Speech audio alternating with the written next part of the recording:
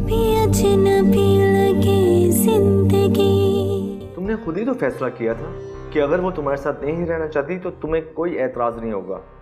इसका मतलब तो यही है कि तुम तलाक पे राजी हो। ये तुम क्या कह रहे हो? मैं बिल्कुल भी राजी नहीं हूँ, लेकिन अगर वो मुझसे तलाक चाहती है तो मैं उसे कैसे रोकूं? रोक सकते हो। मैं यहाँ क्यों और किस लिए बैठा हूँ? मैं अदालत में उसकी खुला की मुखालफत करूँगा और तुम्हें डिफेंड करूँगा। अदालत दोनों पार्टीज को बुलाकर सुनेगी, फिर एक तरफा फैसला नहीं होगा। हो सकता है हम केस जीत भी जाएं, और वो बगैर वजह के खुला कैसे ले सकती है? लेकिन नजम, तुमने उस दिन मुझे वजह खुद बताई थी। वो किसी और में इंटरेस्टेड है, मैं उसके दिल पे कब्जा कैसे कर सकता हूँ? बात केस जीतने या ना जीतने की नहीं हो रही। हम वकील लोग इतनी गहराई में नहीं जाते। अगर केस जीतते हैं तो मैं केस जीत कर दिखाता हूँ और वो तलाक लेकर दिखाए। नहीं नजम, मुझे किसी जंग में नहीं पड़ना। मेरा उससे प्यार का रिश्ता है, या शायद था। मैं उसे जबरदस्ती की जंजीर नहीं पहना सकता। मेरी एक ख्वाहिश है, सिर्फ एक ख्वाहिश, कि वो मुझे बताए कि मुझसे ऐसी क्या गलती हो गई जिसकी वजह से उसने रास्ता तब्दील कर लिया। अब इसका क्या फायदा? नजम, ये फायदे और नुकसान का खेल नहीं है, ये और ही दुनिया है,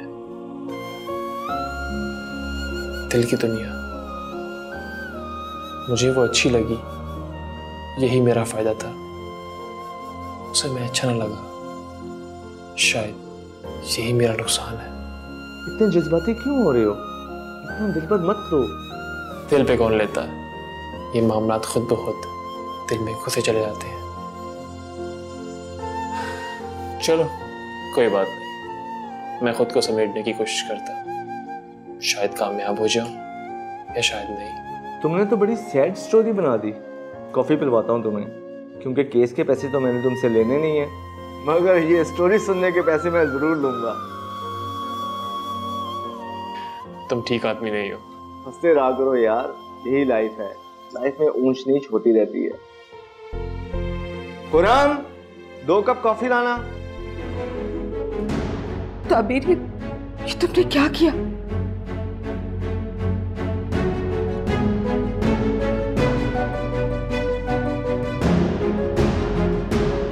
ताबीर! अम्मी? कौन सी अम्मी? कैसी अम्मी? ताबीर, मैं सोच भी नहीं सकती थी कि तुम ऐसा कर सकती हो। अरे, जिस लानत को जुबान पर लाना गाली समझा जाता है, उसको मेरी बेटी खुद लेने अदालत पहुंच गई। ये अल्लाह, मुझे मौत क्यों नहीं आ गई? ये वक्त देखने से पहले तूने मुझे उठा क्यों नहीं लिया? ये जिल्लत नहीं देखनी थी मुझे। ऐसा ना कहे अम्मी। क्यों ना कहूं?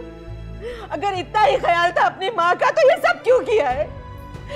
अम्मी, ये सब मैंने नहीं किया। मैं आपको कैसे यकीन दिलाऊं? मैं आपकी इजाजत के बिना इतना बड़ा कदम नहीं उठा सकती अम्मी। झूठ मत बोलो, तिफल तसल्लियां मत दो। तुमने खुला का मुकदमा दायर किया है तो ये अदालत का नोटिस आया है ना? नहीं अम्मी, ये मैंने नहीं किया। मैं आपको कैसे यकीन दिलाऊं?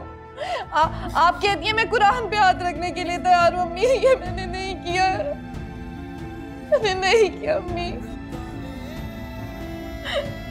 तुमने नहीं किया तो ये अदालत का नोटिस।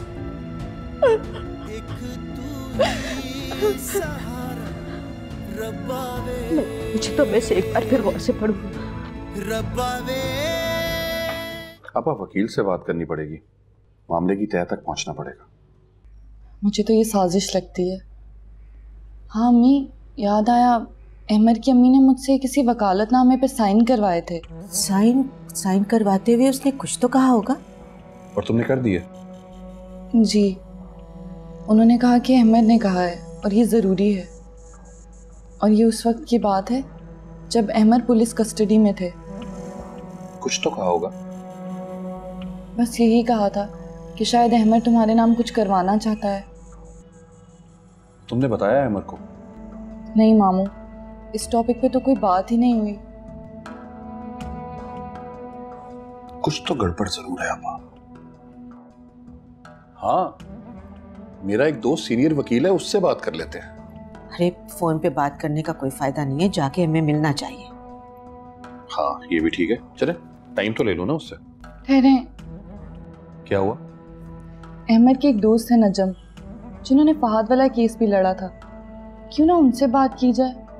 जरूर करनी चाहिए हमें बात। वो अहमद से भी हमारा राब्ता करवा सकते, इस तरह ये गुत्थी सुलझ सकती। उसका कोई अता पता नंबर दो उसका। नंबर तो नहीं है, मगर मैं अनवर चाचा से ले लेती हूँ। नजम का घर भी आना जाना है और अहमद के काफी पुराने दोस्त हैं। तो ठीक है बेटा, फिर फोन करो।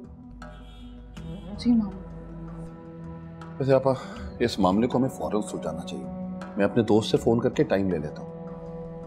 हाँ, जितना जल्दी हो सके इसे सुलझा दो। अस्सलाम वालेकुम अनवर चाचा। वालेकुम अस्सलाम।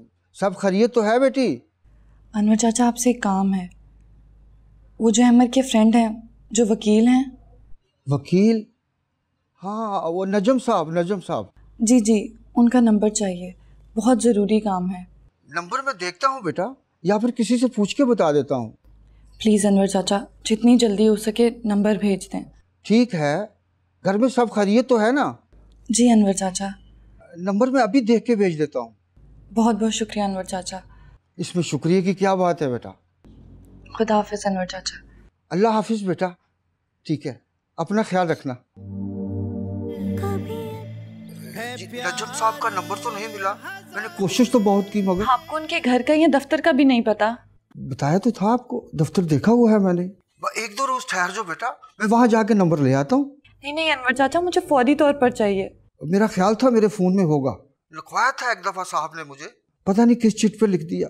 अभी साहब होते तो मैं पूछ लेता। क्या मतलब? कहाँ है अहमद? पता नहीं, कहीं मुल्क से बाहर गए हैं। आपको नहीं पता? नहीं बेटा, नौकरों को कौन बताता है, साहब तो आते जाते रहते हैं काम के सिलसिले में। अच्छा, आपको नजम साहब के ऑफिस का तो पता ही होगा ना? हाँ, कहीं कोर्ट के पास है। मैं एक दफा गया था, नाम शायद मुमताज प्लाजा है। चले, हो सके तो आप किससे पूछ लें, लेकिन आप किससे पूछेंगे? खैरियत तो है ना बेटा? बस एक ज़रूरी काम है उनसे। चलें, आपका बहुत बहुत शुक्रिया अनवर चाचा। नहीं बेटा, इसमें शुक्रिया की क्या बात है, मैं तो हर वक्त आपके लिए दुआ करता रहता हूँ और साहब के लिए। आपकी तबीयत तो ठीक है ना अनवर चाचा? हाँ बेटा, हमारी तबीयत का क्या है, बस वक्त पास कर रहे हैं। अपना ख्याल रखिएगा, मैं फिर फ़ोन करूँगी। जीती रहो बेटा, खुदा हाफिज। तुम्हें भी किस मुश्किल में डाल दिया है हमने। अरे नहीं, वो बस थोड़ी सी एफर्ट। आप फिक्र मत करें, मसला हल हो जाएगा। पता नहीं कैसी किस्मत है मेरी, शादी हो गई है मगर। क्या हुआ तुम्हारी किस्मत? तुम तो ऐसे कह रहे हो जैसे तुम्हें पता ही नहीं कि मैं किन हालात से गुजर रही हूँ। किन हालात से गुजर रही? खुदा का शुक्र अदा करो कि तुम्हारे पास तुम्हारे अपने हैं, वरना वो लोग भी हैं इस दुनिया में जिनके पास कोई अपना नहीं होता, जिनसे वो अपना दुख शेयर कर सके।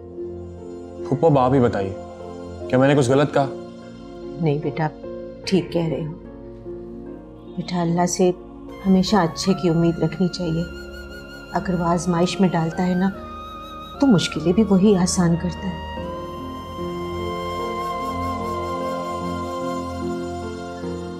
तुम फिक्र मत करो, मैं नज़म को ढूंढ निकालूंगा। जैसा तुम बता रही हो कि वो अमर का दोस्त है, तो वह अमर को लाजमी फोन करेगा। हाँ, इसी तरह ये मसला हल हो सकता है। अरे ताबीर, मेरे बच्चे को कोई चाय वाय तो ला के पिलाओ। बच्चे चाय नहीं पीते। शुक्र है, तुम्हारे चेहरे पर मुस्कुराहट तो आई, अच्छा लगा। जाहिर है, अब ऐसे हालात के साथ जीना तो सीखना ही पड़ेगा। वैसे मेरा मूड चाय पीने का है। जाओ बेटा, खाने के लिए भी कुछ ले आना इसके लिए। नहीं, बस चाय। ठीक है।